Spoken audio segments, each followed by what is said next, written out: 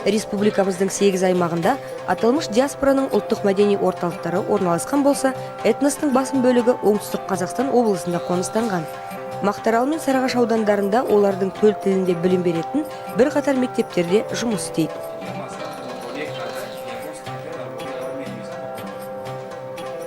Ал Мақтаарал ауданына қарасты Мақталы ауылында дүниеге келген тәжік азаматы Юсуф Өзбеков осы өңірде өсіп, қазақ мектебінде тәлім алған бүгінде мақтанышпен айтады. Ол мемлекеттік тілді жетік білумен қоса, орыс, ағылшын, неміс, өзбек тілдерінде терең меңгерген.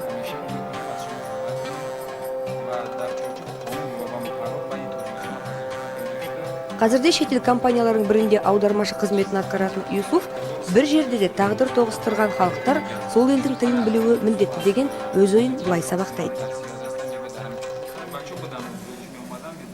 Әркім өз ұлтының мәдениетін алға тартып қана қоймай, сонымен қатар осы қазақтың салт дәстүрімен, осы қазақтың мәдениетімен ұштастыра білу керек.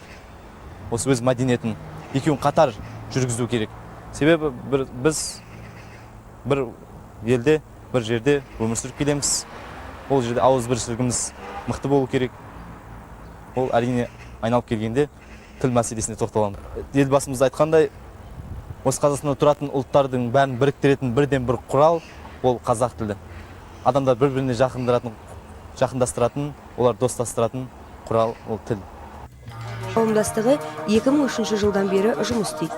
Оның жанынан құрылған жастар одағы жастардың ел тынысынан тұрақты хабардар етіп, отан сүйгіштікті дәріптейтін түрлі басқосулар ұйымдастырып тұрады. Ал тәжік жастарының қоғам өміріне араласуы әр отырыстың дәстүрлі тақырыбына айналған.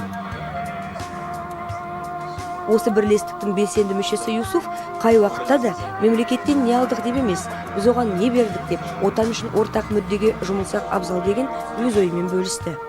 Осы Қазақстанда тұратын ұлттардың бірақ қана сезім, бірақ қана түсінік болу керек.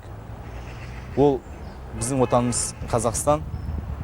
Ол Қазақстанда тұратын болғаннан кейін әрбір Қазақстан азаматы бір-біріне бауыр, туыс болу керек. Сондай түсінік болған жағдайда бізде арамызда достастық, татулық болатын секілді.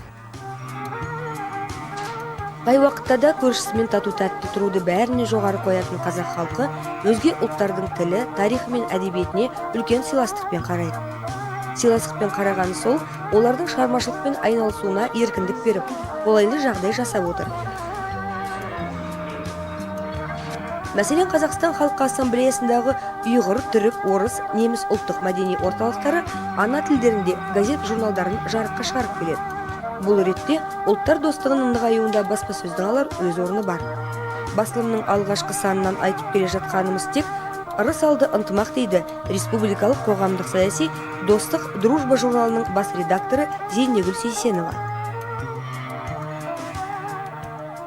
Этносы, несмотря на различия в вере, несмотря на различия в елімізде өздерінің төл басылымын шығаратын этностар діни сенімдеріне, салт дәстүрлерінің сан алуандығына қарамастан бір бағытта жұмыс істеп келеді. Ол мемлекетіміздің мызғымас беріктігін, бір тұтастығын сезінумен елімізді бәсекеге қабілетті, дамыған мемлекеттердің санатында көру. Бүгінде бәріміз дәл осы мақсатта табан аудармай еңбектеніп жатырмыз. Қазақстан халқының ішкі тұрақтылығын барынша нығайтуды көздейтін ел үкіметі тұрғындарының өмір сүру деңгейіне басты назар аударып отыр. Біз де өз кезегімізде әлеуметтік қоғамдық жағдайлар жайлы қалам тербеуге тырысамыз дейді бас редактор. Ұлтаралық келісім мен халықтар достығы ең маңызды, ең басты тақырыбымыз бола тұра, біз тек соны насихаттап қана қоймай, саяси тұрақтылықты, қоғамдағы адамдардың өзара қарым-қатынас туралы да жазамыз. Себебі қоғамда келісім орнаса, бірлік те, тірлік те болары хақ. Бүгінде елбасының жүргізіп отырған салиқалы саясаты жалпы әлемдік құндылықтарға негізделген. Бізде құқықтың басымдығы, азаматтардың бостандығы жоғары бағаланады. Сондықтан да пейілі кен қазақтың байтақ жері 120-дан астам ұлттар мен ұлыстардың алтын бесігіне айналып отыр.